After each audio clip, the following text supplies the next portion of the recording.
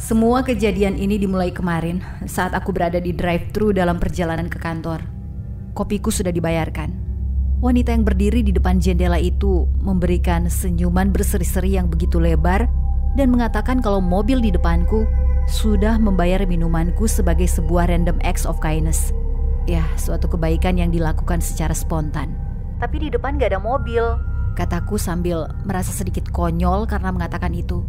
Aku bisa melihat senyumnya sedikit bergoyang dan tangannya gemetar saat dia membetulkan kerahnya. Mobil hitam yang di depan sudah membayarnya. Senyumnya terlihat dipaksakan. Aku melirik ke depan, tidak ada apapun. Kamu gak apa-apa? Tanyaku dan aku bisa melihat bibir bawahnya gemetar. Ambil saja kopinya. Dia berbisik dengan gigi yang tertutup, mencondongkan badannya ke mobilku seperti takut kalau pembicaraan ini terdengar oleh seseorang. Aku pun mengambil kopi itu. Seperti biasa, perjalanan ke kantor cukup macet. Aku jadi teringat dengan wanita di drive-thru tadi. Aku tahu kalau tahun ini adalah tahun yang menyulitkan semua orang. Tapi dia terlihat ketakutan, seperti seekor kelinci yang akan diterkam singa. Aku meneguk kopiku dan menghela nafas. Selama beberapa bulan terakhir, bosku memberikan cukup banyak tekanan. Rasanya terjebak macet jauh lebih melegakan daripada berada di kantor. James adalah tipe bos yang mendapat kesenangan dari mempermalukanku.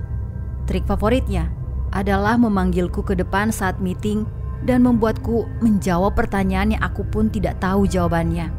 Melihat wajahnya yang sombong menatap padaku ketika aku dipermalukan, membuatku ingin mengemudi selambat mungkin setiap harinya. Aku harap sesuatu yang buruk terjadi padanya. Dan di situ aku melihat mobil itu untuk pertama kalinya. Sebuah mobil sedan hitam tepat di belakangku. Aneh. Aku yakin kalau beberapa detik yang lalu itu adalah mobil convertible berwarna merah. Aku memutar leherku ke arah spion belakang untuk melihat si pengemudi dan melihat sosok pria yang mengenakan jas hitam. Dia tersenyum. Sebuah senyuman yang begitu lebar. Astaga, ponselku berdering. Itu mengagetkanku. Halo, Lara. Telepon itu dari Gina, sekretaris bosku. Suaranya terdengar tergesa-gesa dan sayu seperti seseorang yang terkena flu. Kamu kenapa, Gin? Lagi sakit?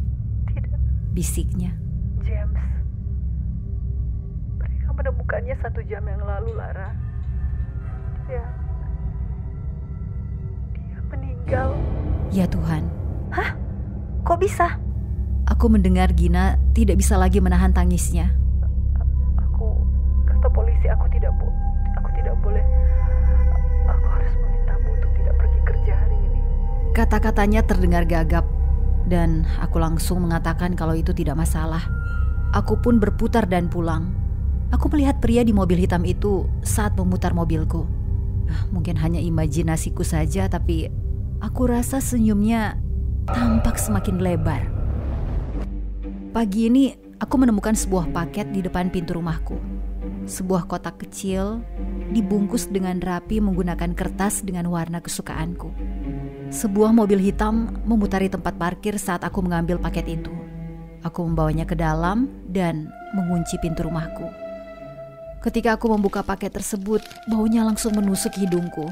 Itu seperti bau bangkai. Aku harus menutup hidungku saat membuka penutup kotak itu. Isinya adalah sebuah kepala.